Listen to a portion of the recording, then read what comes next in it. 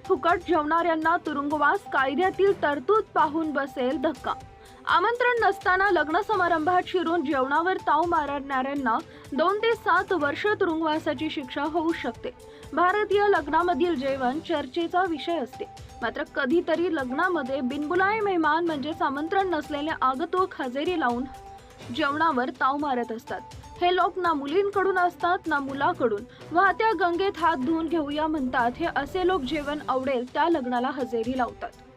हल्ली अनेकदा मोठ्या हॉटेलमध्ये आयोजित केलेले लग्न, रिसेप्शन किंवा पोस्ट वेडिंग पार्ट्यांमध्ये मोठ्या संख्येने लोक हजेरी लावतात। मात्र येथील गर्दीचा फायदा असे आमंत्रण नसलेले, ओळख पाळख नसलेले लोक येतात। न बोलवता कार्यक्रमांना येणाऱ्यांची संख्या कमी नाही। बऱ्याचदा असे लोक म्हणजे 3 इडियट्स मध्ये दाखवल्याप्रमाणे हॉस्टेलमध्ये राहणारी मुलं असतात। अनेकदा तर संपूर्ण कुटुंब काही ना काही ओळख काढून लग्नामध्ये येऊन ताव मारून जातं। जेवणावर ताव मारणे या एकमेव उद्देशानं अशी लोक आलेली असतात। आमंत्रण नसताना लग्नाला जाणं हा कायद्यानं गुन्हा आहे। असे लोक पकडले गेल्यास कलम 442 आणि 452 अंतर्गत त्यांना किमान 2 तर जास्तीत जास्त 7 वर्षाची शिक्षा होऊ शकते।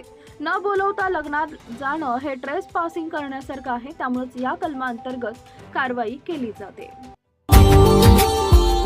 Subscribe now and press the bell icon. Never miss an update.